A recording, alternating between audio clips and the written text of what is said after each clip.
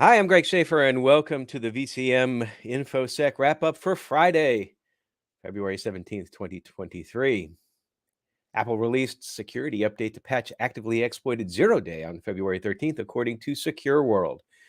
Now, Apple users are being urged to update their devices as soon as possible following the discovery of multiple 0-day vulnerabilities being actively exploited by hackers. These affect various Apple products, including macOS, iOS, Safari, and WebKit. They could allow attackers to execute arbitrary code or gain access to sensitive data. And although no information has been made public on any attacks using the vulnerability, Apple acknowledged that it had received a report that the issue may have been actively exploited. This is being tracked as CVE 2023 23529. Now, Apple did credit an anonymous researcher for the discovery of the 0-day and thanked Citizen Lab, a digital rights research group at the University of Toronto's Monk School, for its assistance. It's unclear if the 0-day was exploited in attacks linked to mercenary spyware vendors. And of course, as usual, Apple says, upgrade. And even though the chance that the average user would be targeted with a 0 days like this, it's always better to be safe than sorry. Of course, not to be outdone from the register, Microsoft delivers 75 count box of patches for Valentine's Day this past week, 9 that were rated critical, and 66 important, and 3 of which Redmond says are under active exploitation. And good morning, Idaho. Good to see you. The trio being taken advantage of aren't the most critical vulnerabilities Microsoft has addressed this month. Of the 3 being exploited, 2 have a base CVSS severity score of 7.8 out of 10, while the third score is just a 7.3. 5 of the other flaws earned a 9.8, and of course are decidedly worse. Those 5 aren't being actively exploited, though, while the 3 less severe ones are. I guess that's kind of good news, right? The first one under active attack is a remote code execution bug in the Windows graphic component that would allow miscreants to execute commands with system-level permissions. Thank you for Mandiant for finding that. The second one is a bug in the Windows common log file system driver would allow an attacker to elevate their privileges to gain system privileges, rather elevate their access. And the third is serious. It could allow an attacker to bypass Office macro security policies. But Microsoft's own explanation of the vulnerability undermines its potential data. This volume is typically relatively typical for a February release, Microsoft says. However, it is unusual to see half of the release address remote code execution bugs. And this is actually from Dustin Childs, ZDI's head of threat awareness. Tech Monitor reports that Lockbit ransomware spree hits 3 large companies. 3 more companies have fallen victim to the Russian gang, though whether their data will be exposed remains unclear. The gang's recent crime spree now includes alleged attacks on Argentinian power company Grupo Albanese, Indian chemical business SRF, and more than 200 CEFCO convenience stores in the southern states of the U.S. I live in a southern state in the U.S., and I'm not familiar with CEFCO. That might be standing for something that's obvious. I'm not sure. All have been issued a deadline to pay a ransom or see their data published online. Given that Lockbit recently imposed a payment deadline on Royal Mail following a successful breach, then failed to publish stolen data when the ransom wasn't paid, the businesses may be skeptical that the criminals will make good on their threats. And even if the victims do pay up, there's no guarantee the stolen information will be released. So the 3 have been issued ultimatums, quote, they have until March 1st until, quote, all available data will be published. And none of the companies have responded to requests for comment from Tech Monitor at the time of the writing of the article. Now, the article does go on to indicate as well, too, that Lockbit has been prolific in the recent months. We've talked about it here several times. And just as a summary, Lockbit is based in Russia, and they have been responsible for 33% of the ransomware attacks in the past 6 months of 2022. I guess maybe the last 6 months, maybe. A 94% increase compared to its 2021 activity, according to research from cybersecurity vendor NCC Group. I don't really know the temporal part of that, what part of 2022 they're talking about, but the TLDR is that they do a lot. Cyber News reports over 3 million patient records breached in California Health Network ransomware attack. The Heritage Provider Network, or HPN, which, by the way, is also the airport identifier for White Plains, New York. That's completely irrelevant data, but if you're ever on Jeopardy, you never know. You might need to know that. One of the that they are one of the not the airport, they are one of the largest private healthcare networks in the United States. Fell victim to a ransomware attack this past December, exposing the private medical records of over 3 million people. Southern California-based healthcare network sent out a data breach notification letter to all affected patients February 1st. At this time, based on the third-party vendor's review, we believe that your personal information may have been impacted by the incident. And they go on to say, besides PII, and we know what PII is, HPN stated more sensitive data such as patient diagnosis and treatment, lab reports, prescription data, radiology, and health plan member number could also have been exfiltrated in this attack. That doesn't sound good. I'm not going to read the 4 specific health groups there. They are in the article. HPN has hired outside cybersecurity experts to restore access to the systems and analyze the impacted data. Not clear if a ransom was paid. Web infrastructure company Cloudflare on Monday disclosed that it thwarted a record-breaking distributed denial of service attack that peaked at over 71 million requests per second. This comes to us from the Hacker News. It is also the largest HTTP DDoS attack. DDoS, of course, stands for Distributed Denial of Service. We love our acronyms in IT and Infosec. It's the largest DDoS attack reported to date, more than 35% higher than the previous 46 million RPS DDoS attack that Google Cloud mitigated in June 2022. Of course, another acronym there, RPS, is requests per second. Sometimes I wish we would just say the words instead of creating acronyms. It slows things down. The attack singled out websites secured by its platform, and that they emanated from a botnet comprising of more than 30,000 IP addresses that belong to numerous cloud providers. Targeted websites include a popular gaming provider, cryptocurrency companies, that's a surprise, not, hosting providers, and cloud computing platforms. Now, basically, it goes on to talk about what these DDoS attacks are. It's just throwing a lot of information, a lot of requests that the server can't respond to everything at once. And so by default, then it can't also respond to legitimate requests. But the article goes on to say that the size, sophistication, and frequency of DDoS attacks are on the rise, with the company recording a 79% spike in HTTP DDoS attacks over year in the final quarter of 2022. What's more, the number of volumetric attacks lasting more than 3 hours surged by 87% when compared to the previous 3-month period. I guess you would probably say that if your website doesn't have some sort of DDoS protection, that's something that if your business depends upon the website being up 24/7, you want to make sure that you definitely have that service in place. It ends by saying that this is lucrative for the bad guys they demand ransom payments from victims, usually in the form of Bitcoin, to stop and avoid disruption to their services. Do you hear about this one? Are you an Atlassian user? We've talked about them before as well. From Bleeping Computer, Atlassian has confirmed that a breach of a third-party vendor of theirs caused a recent leak of company data and that their network and customer information is secure. As first reported by Cyberscoop, a hacking group known as SiegeSec, I think, leaked data on Telegram yesterday, claiming to be stolen from Atlassian, a collaboration software based out of Australia. We are leaking thousands of employee records as well as a few building floor plans, they said, the bad guys.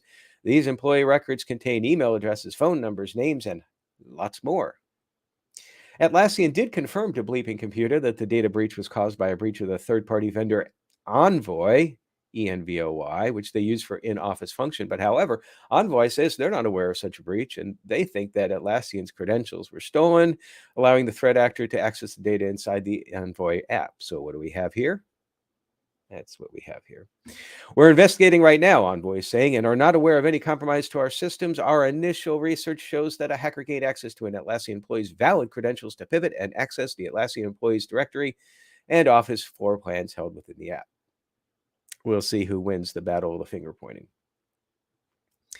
SC Media tells us what to expect with the upcoming national cyber strategy. So for decades, Washington policymakers it's when they're actually making policy as opposed to endlessly debating, have struggled over meaningfully addressing the collective cybersecurity risks that are brought on by the internet and shared by governments, critical infrastructure, private businesses, and individuals alike. Until recently, many of the efforts to solve these cross cutting multi sector security challenges have been handled through a mix of voluntary cooperation, private public partnerships, and occasional financial enticements to more thoroughly incorporate security considerations into the business process. I don't know if financial enticements are really necessary, because if you don't have good security in your business, that's a financial enticement right there. You will go out of business if something happens very bad, or at least you're going to lose a lot of money. But a series of high profile events, the article continues, like such as the SolarWinds incident, the Colonial Pipeline, Kaseya, JBS ransomware, marked the beginning of what looks to be a new era in cybersecurity policy. I've kind of heard this before, one where the federal government increasingly sheds its reluctance to put hard mandates on businesses where voluntary measures fall short. So one of the major themes apparently is we'll be, quote, starting to look at how we are allocating responsibility for cybersecurity across the ecosystem. Try to eliminate those finger pointing. SE Media spoke with 5 former government officials, and the article is a lot in depth about what their thoughts are about the strategy. And I would encourage you, if you're interested in getting in deeper, to take a look at it.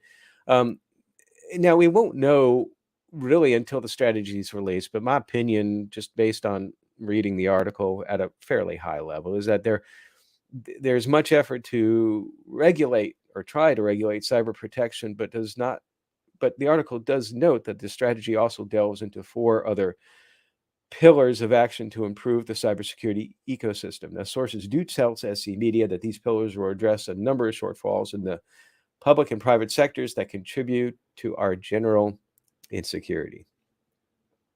We shall see. And then finally, our list segment. Those familiar with the podcast know that I choose an article that has a list of something cyber related that interests me based on the headline. And today, this comes from CSO. And the interesting headline is 5 biggest risks of using third-party service providers. Here's how outsourcing businesses services to a third-party provider, maybe Atlassian and Envoy, might present risks to security, reputation, and regulatory compliance. So again, I have not read these 5. I'm reading it right now. This comes to us again from CSO, Linda Rosenkrantz. I think I'm pronouncing her name right. So let's see. The first one, and they're not numbered, so this is really doesn't indicate if it's an order of magnitude or relevance, just we're doing 5. Reliance on third-party services is increasing. They say that the focus on third parties is heightened in this context as organizations are increasingly reliant on third parties such as technology and cloud vendors, which store sensitive data and access critical systems. Well, I think that that's very valid. The more that you have stuff out with more places, then the greater your attack surface, right? So the reliance on that would be a risk that relying on third-party vendors would bring, which is why it's important to understand where your information is, do a data mapping exercise, what vendors have it, why they have it, do they really need to have it, have they had it for too long, what are they doing with it, and of course, the linchpin of that is how are they protecting them. Now, going back to the Atlassian Envoy thing, just as a side note, when you talk about doing vendor reviews and you talk about doing SOC 2 reviews, well, and I'm only speculating about this, but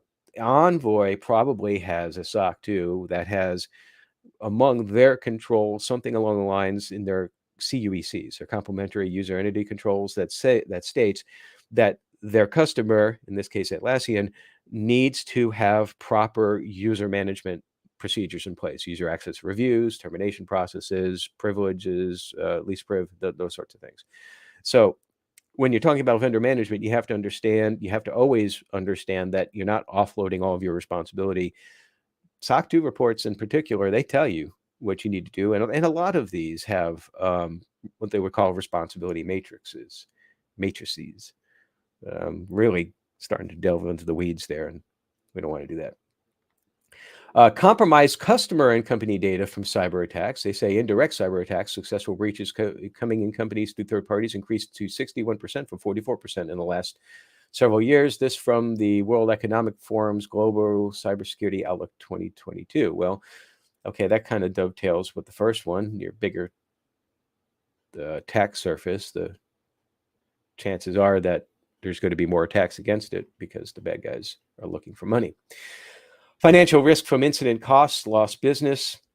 This is not anything really new. If you have an incident, whether or not it is something that's hosted on your site or hosted on another site, you could definitely end up losing some immediate business and also losing costs for remediation. So if you have to bring in a company like Mandiant, for example, or some other company to do an external forensics, like I think one of the articles talked about, they brought in an external company. That's not going to be cheap. Incident response is a very specialized and expensive service offering. So I guess the only thing I can say with that is that perhaps because of the increased attack surface, you're going to see potentially increased costs. And they talk about lost business too. Well, I see that as being the immediate lost business. So, for example, you can't conduct business in the moment. But the next one here, I guess it's maybe there's more than 5 major risks, or maybe I doubled up on one, or said that the first one was a risk, but it really wasn't. Reputational damage from loss of customer trust, and this is more long term. So again, you may be a little uneasy if there has been repeated breaches at a company, particularly if it's a company that touts cybersecurity. I think one of the most relevant examples of this recently, for whether it's correct or not, is the perception for LastPass. You've seen a lot in the last few weeks and months about talking about the need to migrate from LastPass because of what has happened, and they've had several breaches. Regardless of what, if that was an error on LastPass's part or not, regardless, there has been some reputational hit there from lack of trust. And then they have geopolitical risk. They talk about the war in Ukraine. I'm not really sure how that deals with outsourcing, unless you're outsourcing to companies that are in risky areas, which, when you're doing an initial onboarding of vendors, that's one of the things you should really look at. It's like, where are they located and what is the risk of a geopolitical incident? This has been standard vendor due diligence for as long as I can remember, and I've been doing it for some time. Regulatory compliance risks. Third-party vendors also expose organizations to compliance risk when they violate governmental laws, industry regulations, or companies' internal processes. Yeah. And they list some other things here with regards. So, like for example, we were just talking about the healthcare incident, and they're going through PII and EPHI. But California, which is where this happened, is also beholden to the California Privacy Rights Act, CPRA. And so there's a lot that there's going to be risk there. Anyway, that's your list. I wasn't too impressed with it. I thought there were going to be some more details on things, but it's not a bad list. I'm not saying anything bad about it. I maybe had a higher expectation, and I also had higher expectation. Just one final thing. I before starting this, I'm always looking for an easier way to do things. And what's the big thing out there right now for trying to do something easier? OpenAI, ChatGPT. So I asked them today, I said, what are the significant cybersecurity stories today? Well, as an AI language model, I don't have access to real-time news, but I can give you an overview of some significant cybersecurity stories that have been making headlines recently. So here's your bonus list of the day. 5 significant cybersecurity stories that have been making headlines recently, according to ChatGPT. Number 1, SolarWinds hack. That's been more than 2 years. Okay. Number 2, ransomware attacks. That's sort of what's the biggest threat? Ransomware. Okay, the du jour. COVID-19 vaccine fraud. I think we might be a little bit out of that threat now, but they do say that this has been making headlines recently. Define recently there, Chat GPT. Number 4, supply chain attacks. That's kind of gets into SolarWinds, so that's one and the same. And then cloud security. And yes, we were just talking about that one in our last one. So that's it for today. And I'm glad to see that you can enjoy some morning coffee there now. Thank you very much. And everybody, I hope you have a great weekend. We'll see you on Monday with a quick strike. And until then, stay secure.